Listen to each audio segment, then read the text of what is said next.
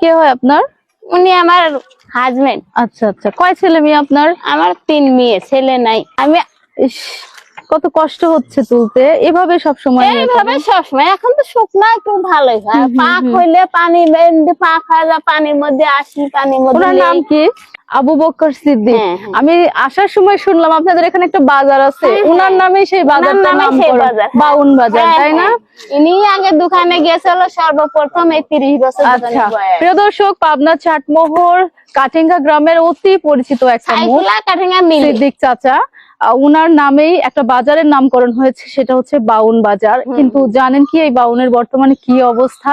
এই লোকটা এক সময় দি রওশন সার্কাসে কাজ করত এবং প্রচুর পরিমাণ মানুষের মন জয় করত তার নানান রকম কৃতিত্বের মাধ্যমে। অথচ এই মানুষটার জীবন এখন যেন থমকে গিয়েছে। সার্কাসের মাধ্যমে মানুষকে যে মানুষটি আনন্দ দিত, আজকে তার জীবনে কোনো আনন্দ নেই, কোনো সুখ নেই, কোনো শান্তি নেই। সবসময় একটু খাবারের জন্য হাহাকার যেন লেগেই থাকে। আপনি কি সার্কাসে কাজ করতেন চাচা? দি রওশন সার্কাস। কত বছর কাজ করেছেন? আমি 18 বছর ছিলাম। কি কি করতেন?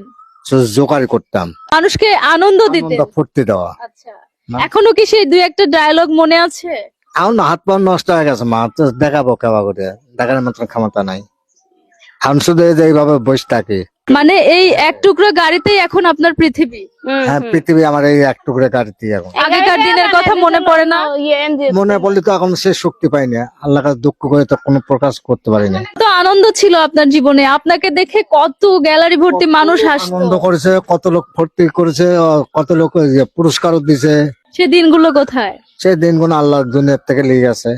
প্রিয় দর্শক, সিদ্দিক বাউন চাচার সাথে এই মুহূর্তে অবস্থান করছি, যিনি জীবনের অনেকটা সময় মানুষকে আনন্দ দিয়েছেন।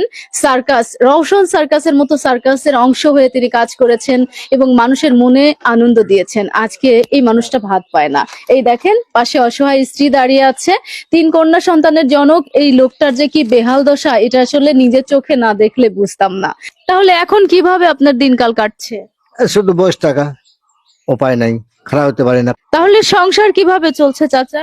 মানে মহিলা মানুষ হয়ে উনি চা স্টলে চা বিক্রি করে? জি জি, উনি মহিলা মানুষ চা বিক্রি করে।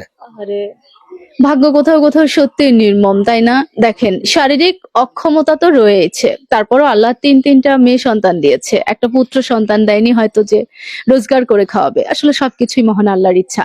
এমত অবস্থায় এই চাচার দিনপাত চলছে পাশে দাঁড়িয়ে থাকা সহধর্মিনীর চা ঘুটে খাওয়া ইনকামের উপরে। প্রিয় দর্শক, এমত অবস্থায় আমি আপনাদের কাছে অনুরোধ করব, এই মানুষটা শেষ জীবনে যেন একটু শান্তি আর এক মুঠো খাবার খেয়ে পৃথিবী থেকে বিদায় নিতে পারে। অসুস্থতার ভারে এখন আর দাঁড়াতে পারে না, আর আগের মতো হাসাতেও পারে না মানুষকে, তাই তার জীবন হয়তো থমকে গেছে। অসহায় স্ত্রী এখন কি করবে? এই লোকটাকে নিয়েই তার কোনো মতনে দিন যাপন। ভিডিওটি দেখার পর বেশি বেশি শেয়ার করবেন এবং এই ভিডিওটি একটা মানবিক মানুষের কাছে পৌঁছে দিবেন, এটা আপনাদের নৈতিক দায়িত্ব।